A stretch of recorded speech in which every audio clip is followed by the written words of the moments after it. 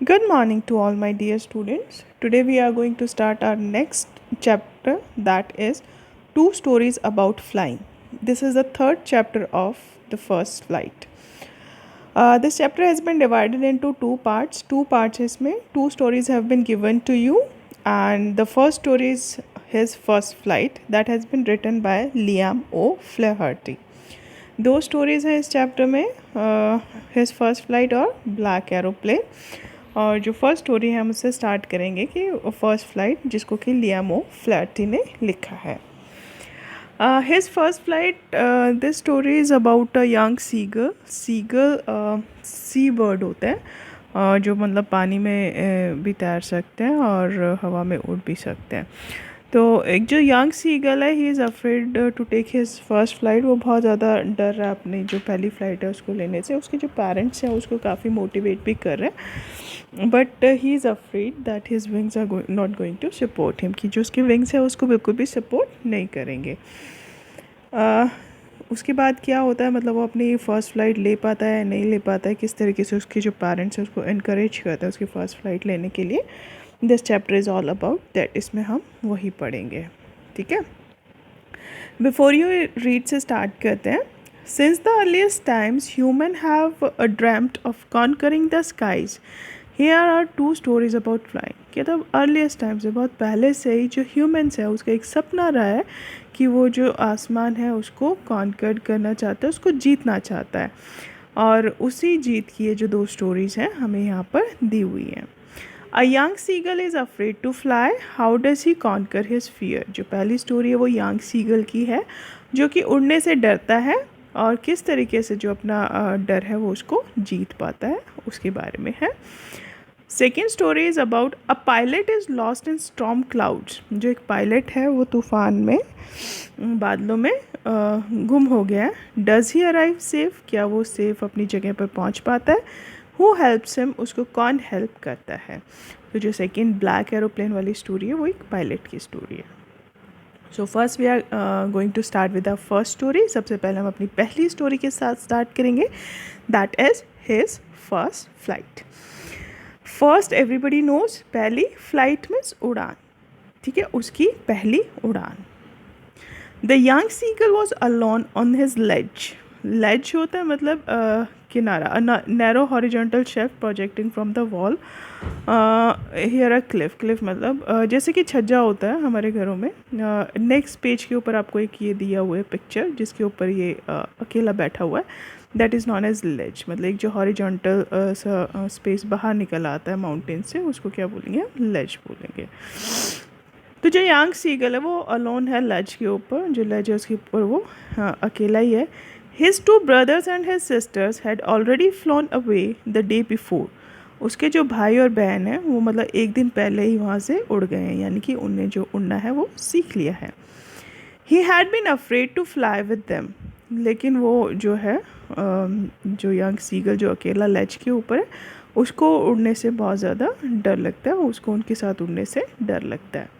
Somehow, when he had taken a little run forward to the brink of the ledge and attempted to flap his wings, he became afraid. कहता है somehow, किसी तरीके से अगर वो थोड़ी सी दौड़ लगाता है, लिटिल रन मीन्स थोड़ा सा वो दौड़ कर जो लेज है उसके किनारे पे पहुंच जाता है. ब्रिंक मीन्स एज, किनारा. जो उस लेज का किनारा है वहाँ पे वो भागकर अगर चला भी जाता है थोड़ी देर के लिए, मतलब थोड़ा सा रन करके, और अपने जो पंख हैं उनको फ्लैप करता है, फड़फड़ाता है. He become afraid. तो उसी टाइम वो बहुत ज़्यादा डर जाता है. मतलब वो कोशिश तो करता है बेचारा, वो भाग के जाता है लेज के किनारे पे, अपने पंख भी फड़फड़ाता है, लेकिन तभी वो बहुत ज़्यादा डर जाता है, वो उससे आगे नहीं जा पाता. The great expanse of sea stretched down beneath and it was such a long way down, miles down. कहता है उसके नीचे एक्सपेंस मीन्स फैला हुआ, बहुत ज़्यादा दूर दूर तक जो चीज़ फैली हुई होती है, वाइड कॉन्टीन्यूस एरिया. तो मतलब कहता है कि जो उसके नीचे जो बीनीथ मीन्स नीचे, जो उसके नीचे जो समुंदर है वो बहुत दूर तक फैला हुआ है. और वो मतलब लेज से इतनी नीचे, काफ़ी सारी जो माइल्स है, it has a long off miles down, मतलब कुछ मील नीचे वो जो समुंदर है उस लेज से है. तो वो जैसे ही मतलब वहाँ किनारे पे जाता है, नीचे देखते तो बहुत ज़्यादा डर जाता है।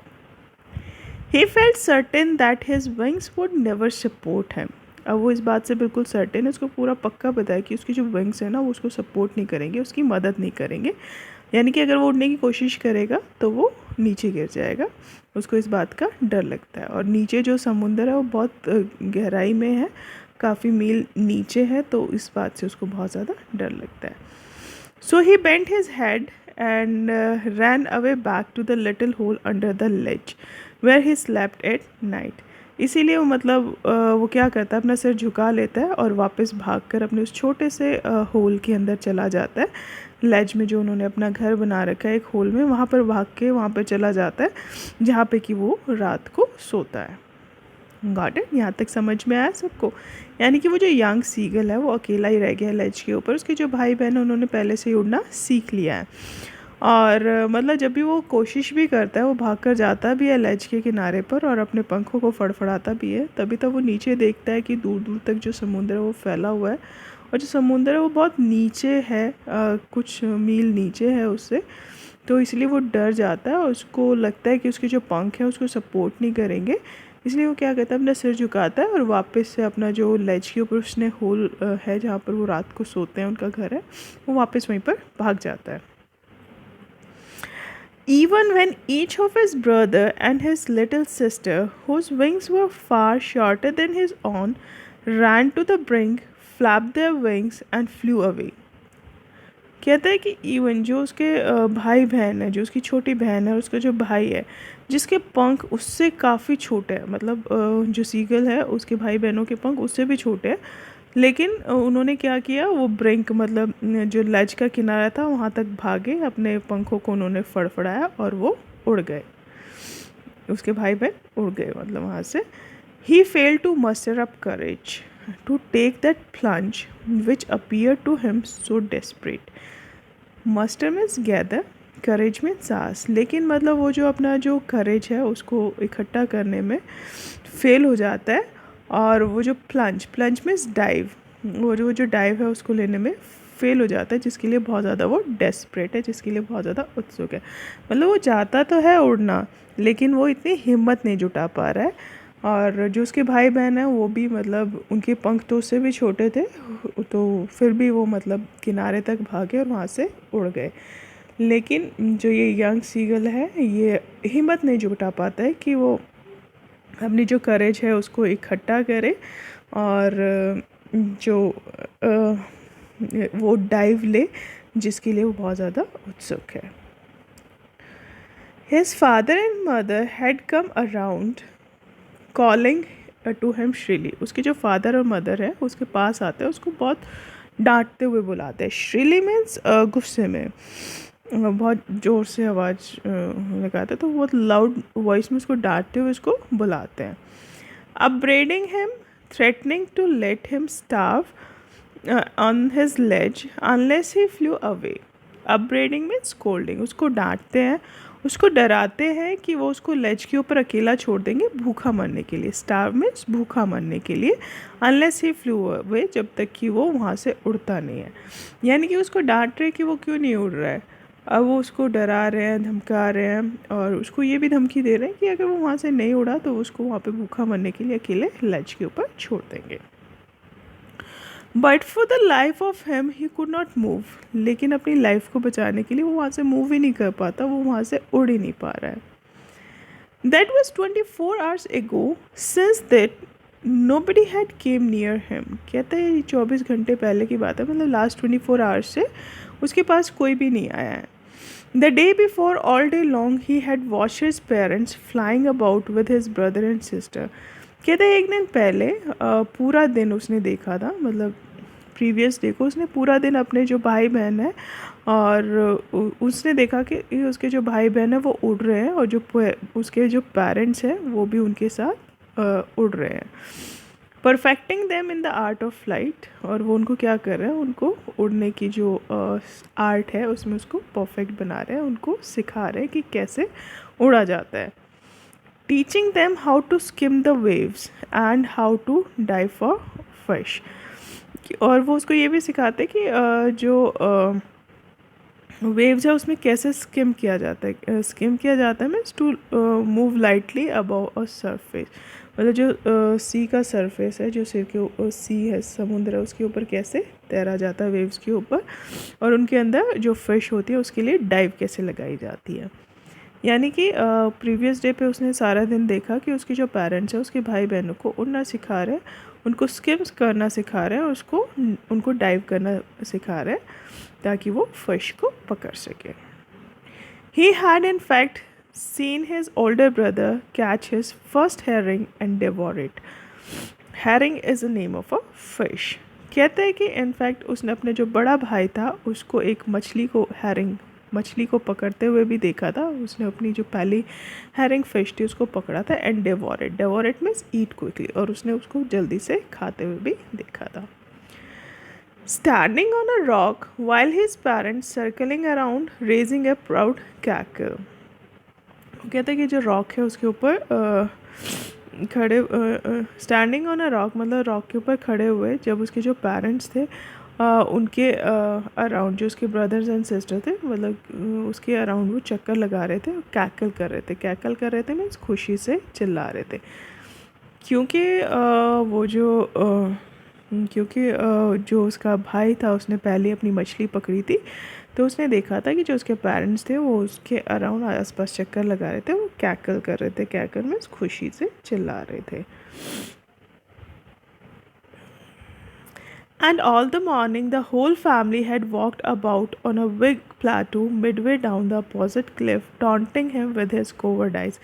कहते हैं कि और जो पूरी सुबह थी, मतलब जो पूरी फैमिली थी, वो एक जो बड़ा सा प्लेटू के ऊपर जो एक क्लिफ थी, क्लिफ मीन्स चोटी, जो उसके अपोजिट एक बड़ा सा प्लेटू था, उसके बीच में वो लोग बैठे हुए थे, और उसकी जो चोटी थी उसके ऊपर बैठ कर उसको चढ़ा रहे थे। दे वर टॉन्टिंग हिम, उसके ऊपर टॉन्ट कर रहे थे उसकी कवर्डाइज के लिए, उसके मतलब क्योंकि वो बहुत ज़्यादा डरपोक था, उसके लिए उसके डरपोक होने के लिए वो उसके ऊपर टॉन्ट कर रहे थे। यानी कि वो उसके पास नहीं आ रहे थे, उसके अपोजिट जो एक प्लेटू था उस पर एक जो छोटी सी क्लिफ थी, चोटी बनी हुई थी, उसके बीचों बीच वहाँ पर बैठे हुए थे, और वहाँ पर बैठ के उसको टॉन्ट कर रहे थे, उसको चिढ़ा रहे थे। टॉन्ट करना मीन्स ताना मारना।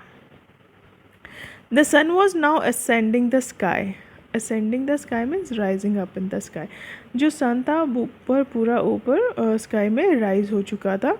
Blazing on his ledge that faced the south, अब वो चमक रहा था, मतलब पूरी, यानी कि दोपहर का टाइम हो गया था और वो अपनी पूरी रोशनी के साथ चमक रहा था लेज के ऊपर, और जो लेज की डायरेक्शन क्या थी, लेज जो था वो साउथ डायरेक्शन में था।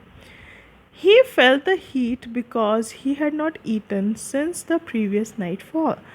अब उसको बहुत ना हीट फील हो रही थी, अब वो जो सूरज की गर्मी उसको ज़्यादा फील हो रही थी। क्यों ज़्यादा फील हो रही थी? क्योंकि उसने पिछली रात से कुछ भी नहीं खाया था, पिछली शाम से उसने कुछ भी खाया नहीं था। He stepped slowly out to the brink of the ledge. वो धीरे से, मतलब जो लेज का किनारा है वो वहाँ पर आता है। And standing on one leg with the other leg hidden under his wing, वो एक पैर के ऊपर खड़ा हो जाता है, दूसरा पैर जो अपने विंग्स हैं उसके अंदर उनको छुपा लेता है। ही क्लोज वन आई, वो अपनी एक आँख बंद कर लेता है, then the other end pretended to be falling asleep. पहले वो एक आँख बंद करता है, फिर वो दूसरी बंद कर लेता है। प्रिटेंड करना मीन्स दिखावा करना, और वैसे दिखावा करना है कि वो दिखावा करता है कि वो सो रहा है। Still they took no notice of him, मतलब अभी भी वो उसका कोई भी नोटिस नहीं कर रहे, उसकी तरफ कोई भी ध्यान नहीं दे रहे। He saw his two brothers and his sisters lying on the plateau dozing with their heads sunk into their necks. कहते लेकिन फिर भी उसकी तरफ कोई ध्यान नहीं दे रहा है। उसने देखा कि उसके जो दोनों भाई हैं और उसकी जो बहन है वो प्लेटो के ऊपर डॉज करना मीन्स टू स्लीप, मतलब वो प्लेटो के ऊपर सो रहे हैं, अपने जो हेड्स है अपनी नेक के अंदर घुसा के। आपने देखा होगा ना जो बर्ड्स है वो किस तरीके से सोते हैं, तो वो अपनी नेक जो हेड है उसको अपनी नेक के अंदर घुसा के and they are dozing off means to sleep for a short time, तो सो रहे हैं, सुस्ता रहे हैं। His father was preening the feathers on his white back. Preening means to clean his feather. अपनी जो उसके फादर वो अपनी चोंच से अपने जो वाइट बैक है, जो उनके वाइट कलर के फेदर्स हैं उनको क्या कर रहा है, क्लीन कर रहा है। प्रीनिंग मीन्स क्लीन करना। Only his mother was looking at him, सिर्फ उसकी जो माँ है वो उसकी तरफ देख रही है। She was standing on a little high hump on the प्लेटू। Hump होता है मतलब जो ऊपर ऊंचाई वाला भाग होता है, जैसे कैमल होता है उसके पीछे बैक होती है तो वो हम्प होता है, मतलब वो एकदम से तीखा नहीं होता, मतलब थोड़ा सा राउंड शेप में, जो सर्कल शेप में जो मतलब उठा हुआ पार्ट होता है उसको क्या बोलेंगे हम, हम्प। तो वो कहता है कि उसकी माँ ही उसकी तरफ देख रही थी और वो जो प्लेटू के ऊपर एक हम्प था, एक जो उठा हुआ सा पार्ट था, उसके ऊपर वो खड़ी थी। Her white breast thrust forward, और उसकी जो वाइट कलर की ब्रेस्ट थी, चेस्ट थी, वो बाहर की तरफ निकली हुई थी। Now and again she tore a piece of fish that lay in her feet and then scraped each side of her beak on the rock. अब वो नाउ एंड अगेन बार बार वो क्या कर रही थी, एक फ़िश का एक टुकड़ा जो था उसको मतलब फाड़ रही थी, तो टॉर में फाड़ना, उसको फाड़ रही थी, जो कि उसकी फीट्स में फ़िश थी, उसका एक टुकड़ा वो फाड़ती थी, उसको स्क्रैप करती थी, क्लीन करती थी, अपनी चोंच से रॉक के ऊपर रगड़ कर उसको क्लीन करती थी उस टुकड़े का, और फिर उसको खाती थी। The site of food मैडन him, अब जैसे जो सीगल था उसने खाना देखा तो वो एकदम से पागल हो गया, क्योंकि उसको बहुत ज़्यादा भूख लगी थी। How he love to tear food that way, मतलब उसको कितना पसंद था और जो उसका खाना था उसको इस तरीके से तोड़ना। Scraping his beak now and again to whet it, और अपनी जो मतलब जो बीक है उसको रगड़ना नाउ एंड अगेन, बार बार से, to whet it means to rub it, ताकि उसको रब कर सके। यानी कि मतलब उसकी तरफ कोई भी ध्यान नहीं दे रहा था। उसके जो ब्रदर और सिस्टर थे वो डॉजिंग ऑफ थे, वो सो रहे थे। उसके जो फादर थे वो अपने फादर्स को क्लीन करने में लगे थे। सिर्फ उसकी मदर ही थी जो उसकी तरफ देख रही थी, और वो क्या कर रही थी, उसकी फीट में एक फ़िश का टुकड़ा था, वो बार बार उसको फाड़ रही थी और उसको रब करती थी और उसको खा लेती थी। एंड जैसे ही जो सीगल था उसने उस फ़िश को देखा और खाने को देखा, ही मैडन, वो बिल्कुल मतलब भूख से पागल हो गया, और वो बार बार जो था उसको जो फूड था उसको मीन्स उसको वो सोच रहा था कि मतलब कितना पसंद है उसको जो खाना है, उसको इस तरीके से जो फ़िश है उसको तरीके से टीयर करना, उसको फाड़ना, और अपनी जो बीक थी उसको इस तरीके से रगड़ना। गा गा गा he cried begging her to bring him some food. अब वो जोर जोर से चिल्लाता है, गा गा गा करके चिल्लाता है, और वो मतलब अपनी मदर से भीख मांगता है कि उसको कुछ खाने को दे दे, उसके लिए कुछ खाना ले आए। Gaw call ah, she screamed back derisively. Derisively means to showing some anger. वो उसको वापस चिल्लाकर गुस्से में जवाब देती है। But he kept calling plaintively, लेकिन वो उसको बार बार, प्लेंटिवली मीन्स सैड, उदासी से उसको बुलाता रहता है।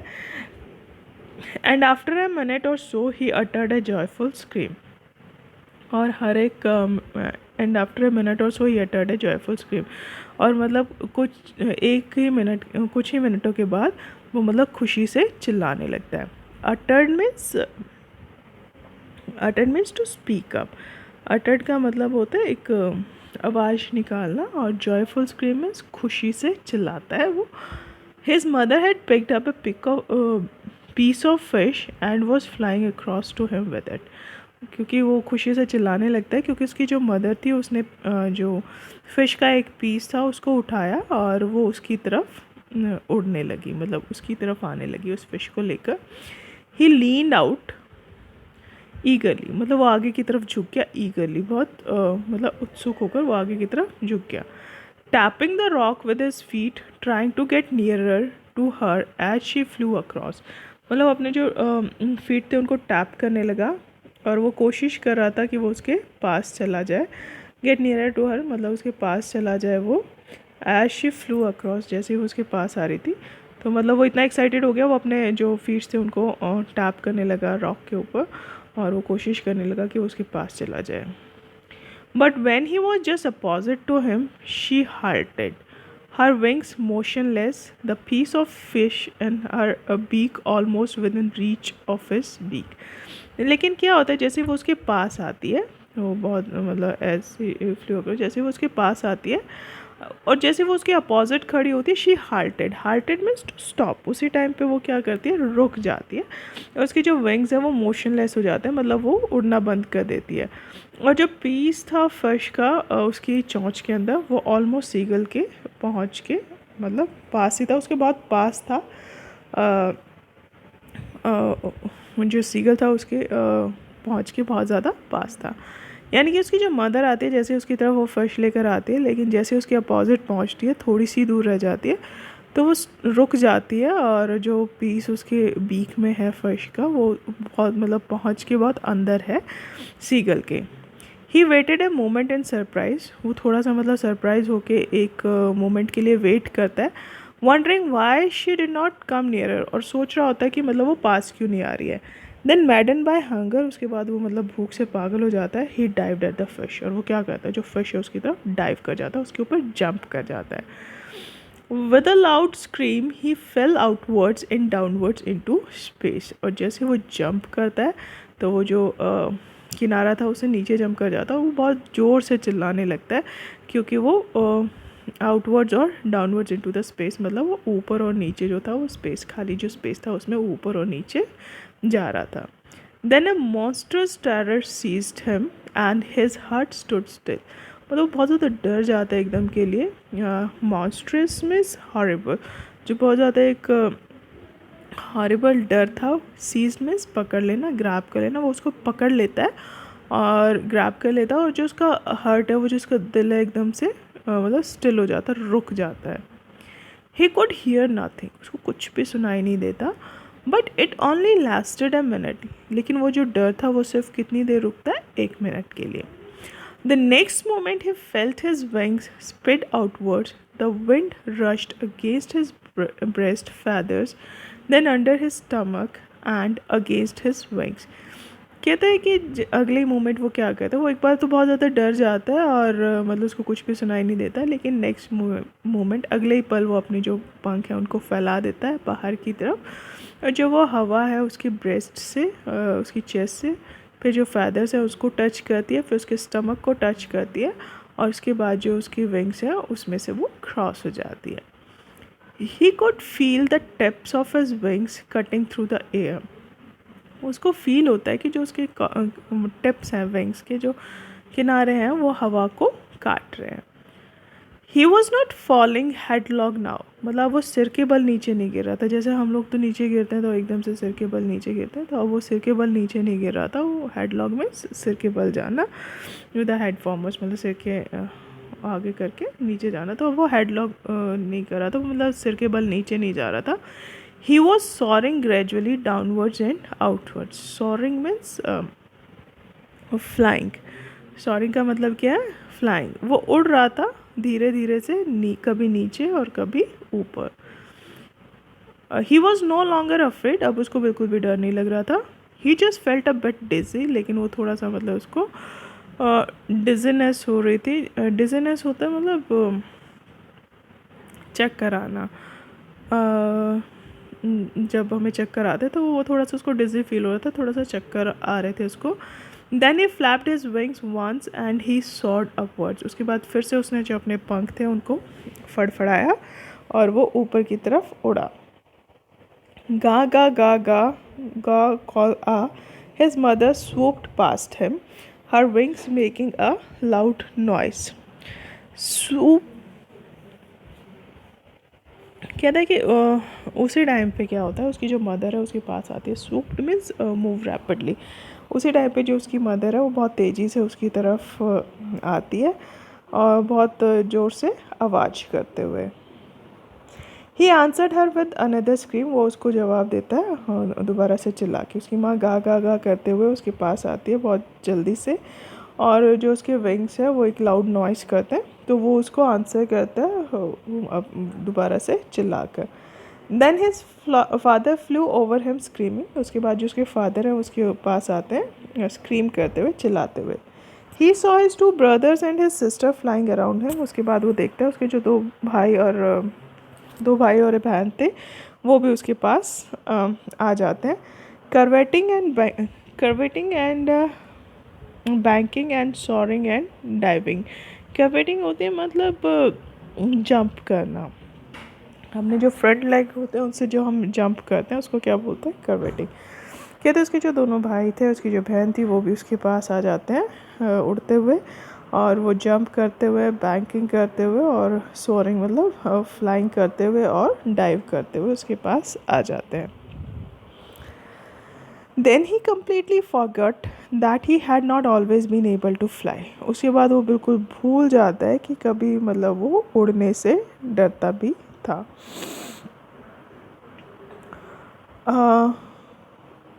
उसके बाद वो डर जाता, मतलब भूल जाता है बिल्कुल कि कभी उसको उड़ने से डर भी लगता था। And commanded himself to dive and soar and curve shrieking shrilly. कहता है कि वो अपने आप को कमेंट कर रहा था, अपने आप को अप्रिशिएट कर रहा था कि वो डाइव कर सकता है, उड़ सकता है, कर्व कर सकता है। कर्वेटिंग होता है मतलब जैसे कई बार देखा होगा ना, वो जो बर्ड्स होते हैं वो थोड़ा सा मतलब जंप करते हुए, कर्वेटिंग होता है मतलब जैसे हॉर्स जंप करता है हैंड लेग्स को उठा के, अपने आगे वाले पैरों को उठा के, उसी तरीके से वो फ्लाई करता है अपने वो जो फ्रंट लेग्स होते हैं उनको उठा के। तो कहता है और वो श्रीक करता है, वो बहुत ज़ोर ज़ोर से चिल्लाता है, अपने आप की तारीफ़ करता है वो कि वो उड़ सकता है, कर्व कर सकता है, और वो बहुत ज़ोर ज़ोर से चिल्ला रहा होता है। श्रीकिंग मीन्स चिल्लाना, shrilly means loud voice. He was near the sea now flying straight over it. हाँ, वो कहता है कि मतलब वो सी के पास आ गया था नीचे की तरफ, और वो उसके ऊपर स्ट्रेट मतलब उड़ रहा था, मतलब उसके पैरेलल ही वो उड़ रहा था। Facing straight out over the ocean, मतलब जो उसके पैरेलल वो फ्लाई कर रहा था। He saw a vast green sea beneath him. उसने देखा कि उसके नीचे मतलब ग्रीन कलर का बहुत ज़्यादा फैला हुआ समुंदर है। With little ridges moving over it. Ridges होते हैं जो रिजेस पे हम लोग मतलब जो माउंटेन होती है उसकी चोटी को ही बोलते हैं। तो उसने यही देखा कि उसके नीचे जो था वो सी था, जो बहुत दूर दूर तक फैला हुआ था, और उसके अंदर जो छोटे छोटे रिजेस थे, छोटे छोटे जो माउंटेन की हिल टॉप्स थे, वो बने हुए थे मूविंग ओवर इट, जो कि उसके ऊपर से मूव कर रहे थे सी के ऊपर से। And he turn his beak sideways and cawed amusedly. उसके बाद जो अपने बीक है, जो चोंच है, उसको साइड में करता है, और उसके बाद वो खुशी से काउ करने लगता है, खुशी से वो फिर से काउ काउ करते हैं, जैसे वो करने लगता है।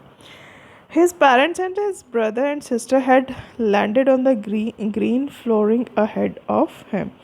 जो उसके जो पेरेंट्स थे, उसका जो भाई था और जो बहन थी, उन्होंने लैंड कर लिया था सी के ऊपर, क्योंकि वो उसके ऊपर स्विम कर सकते हैं। तो उन्होंने जो ग्रीन फ्लोरिंग थी, यानी कि जो ग्रीन कलर का सी था, उसके ऊपर वो लैंड कर गए थे, उसके ऊपर वो बैठ गए थे। दे वर बेकॉनिंग टू हिम। बेकॉनिंग मीन्स इशारा करके बुलाना, और वो उसको इशारा करके बुला भी रहे थे। कॉलिंग श्रीली मतलब चिल्ला चिल्ला के उसको बुला भी रहे थे, और इशारा करके भी उसको बुला रहे थे। He dropped his legs to stand on the green sea. तो अपने जो लेग्स हैं उनको ना ड्रॉप कर देता है, ताकि वो जो ग्रीन सी है उसके ऊपर खड़ा हो सके। His legs sank into it, और जो उसके लेग्स है उसके अंदर डूब जाते हैं। ही स्क्रीम्ड विद फ्राइट। अब वो ना मतलब डर से चिल्लाने लगता है, क्योंकि उसको लगता है कि वो उसमें डूब जाएगा, तो वो डर से चिल्लाने लगता है। And attempted to rise again flapping his wings. और मतलब फिर से वो कोशिश करता है अपने जो विंग्स हैं उनको फ्लैप करते हुए कि वो फिर से उड़ जाए। But he was tired and weak with hunger and he could not rise. लेकिन वो बहुत ज़्यादा थक गया था, बहुत ज़्यादा कमज़ोर हो गया था भूख की वजह से, इसलिए वो उड़ नहीं पाया। एग्जॉस्टेड, बहुत ज़्यादा एग्जॉस्ट हो गया था, बहुत ज़्यादा थक गया था बाय द स्ट्रेंज एक्सरसाइज। ये जो स्ट्रेंज एक्सरसाइज उसने की थी, ये जो मतलब वो उड़ते हुए आया था नीचे तक, तो उससे वो बहुत ज़्यादा थक गया था, क्योंकि उसने कुछ खाया भी नहीं था। His feet sank into the green sea. उसके जो फीट थे, उसके जो पैर थे, वो डूब गए थे ग्रीन सी के अंदर, हरे रंग के समुंदर के अंदर। And then his belly touched it. उसके बाद जो उसकी बेली, जो स्टमक है, बेली मीन्स स्टमक, जो उसका स्टमक है वो उसको टच करता है।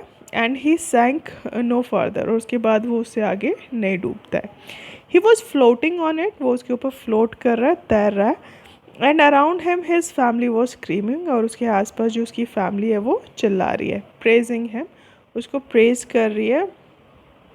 And their beaks were offering him scraps of dogfish, और जो उनकी चोंच है वो क्या कर रही है, उसको स्क्रैप्स मतलब जो डॉग फिश है उसके कुछ पार्ट्स, मतलब उसके जो एक स्क्रैप्स होते हैं उसका जो एक पार्ट होता है वो उसको ऑफ़र कर रहे हैं खाने के लिए।